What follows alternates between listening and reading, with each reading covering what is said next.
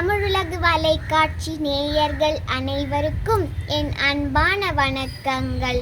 பல்லாயிரம் மொழிகள் புவியில் பிறந்தும் எத்திசையிலும் காற்றென நீரென உணர்வின் ஒளியாய் வடிவாய் வாழ்வது உயர் தமிழ் மொழி அல்லவோ. அத்தகைய செம்மொழியான நம் அன்னை மொழி தமிழ் மொழியை வணங்கி என் உரையை துவங்குகிறேன். 20ஆம் நூற்றாண்டின் இணையற்ற கவிஞர்களுள் ஒருவரும் கல்வியாளர், இலக்கிய ஆராய்ச்சியாளர், படைப்பாளர், தமிழறிஞர், நல்லாசிரியர் என்று பன்முகப் பரிமாணம் கொண்ட வரதராசனார் பற்றித்தான் நான் இப்போது பேசப் போகிறேன்.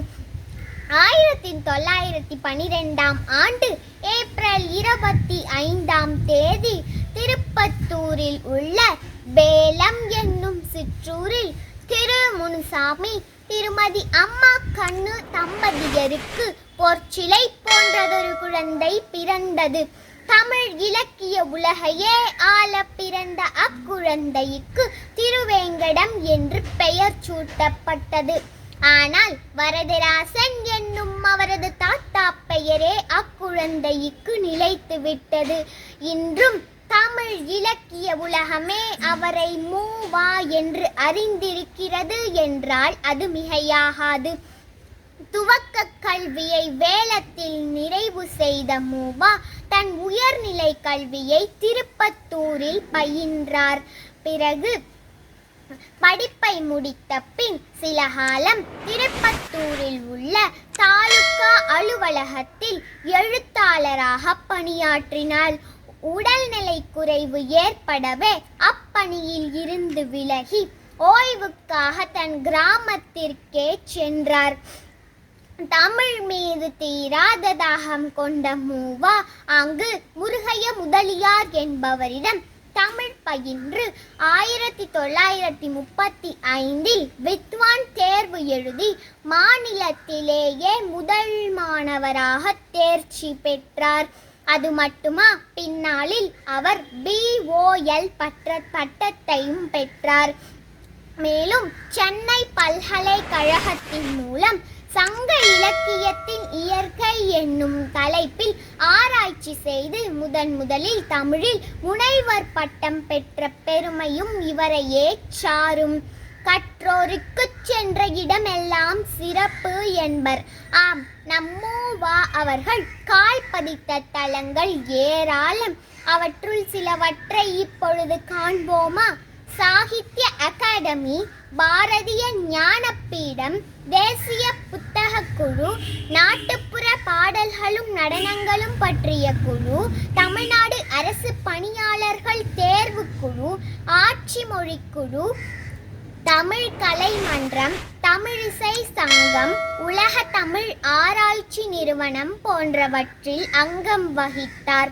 மேலும் தமிழ், ஹிந்தி, ஆங்கிலம், மலையாளம், கன்னடம் போன்ற மொழிகளிலும் இவர் தேர்ச்சி பெற்றிருந்தார்.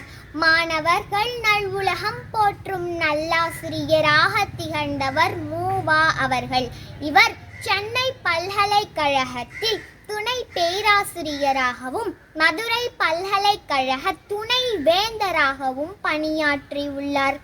அக்காலகட்டங்களில் மாணவர்களின் கல்வி கட்டணம், விருதி கட்டணம், தேர்வு கட்டணம் ஆகியவற்றை கட்ட இயலாத மாணவர்களுக்கு யாரும் ஏனம் மாணவரும் அறியா வண்ணம் அக்கட்டணங்களை கட்டி இவர் உதவியுள்ளார். தமிழ் இலக்கிய உலகிற்கு இவர் தந்த நூல்கள் ஏராளம். இவரின் நூல்கள் தமிழ் இலக்கிய உலகிற்கு ஓர் புரட்சியையே ஏற்படுத்தியுள்ளது என்றால் அது மிகையாகாது. நாடகங்கள், சிறுகதைகள், புதினங்கள், சிறுவர் இலக்கியம், நாடகங்கள் போன்ற 91 நூல்களை தமிழுக்கு தந்தவர் இவர். அதில் சிலவற்றை இப்பொழுது காண்போமா? மூவா அவர்கள் இயற்றிய நூல்களிலேயே கிபி 2000 என்னும் நூலோர் தனி சிறப்புடையது. இதில் மூவா அவர்களின் இன்றைய நினைவையும் நாளைய கனவையும் காணலாம். எனவே இது ஓர் சிந்தனை கதை என்றே குறிப்பிடப்படுகிறது. பெற்ற மனம் என்னும் நூல் திரைக்காவியமாக வெளியானது. அகல் விளக்கு என்னும் நாவலுக்கு சாகித்ய அகாடமி விருது கிடைத்துள்ளது. மேலும் கல்லா காவியமோ, அரசியல் அலைகள், மொழியியல் கட்டுரைகள் போன்ற நூல்களுக்கு தமிழக அரசின் விருது கிடைத்துள்ளது. திருவள்ளுவர் அல்லது வாழ்க்கை விளக்கம், ஓவச் செய்தி, கல்லா காவியமோ, அரசியல் அலைகள் போன்ற நூல்களுக்கு தமிழ் வளர்ச்சிக் கழகத்தின் பாராட்டு பத்திரங்களை பெற்றுள்ளன.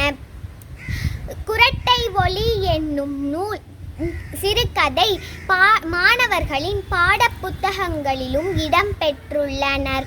அறிஞர் பெர்னாஷா, காந்தி அண்ணல், கவிஞர் தாகூர், திருவிக்கா ஆகியவர்களின் வாழ்க்கை வரலாற்று நூல்களையும் இவர் இயற்றியுள்ளார்.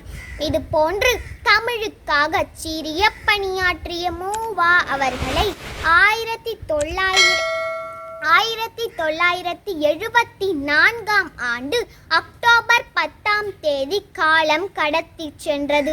இருப்பினும் ஞாலம் முழுவதும் வியாபித்திருக்கும் இவரின் படைப்புகளை வளரும் தமிழ் இலக்கிய சமூகத்திற்கு ஓர் உரமாகவே இருக்கும் என்று கூறி விடை பெறுகிறேன்.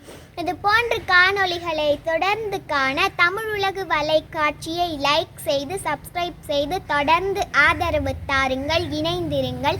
நன்றி, வணக்கம்.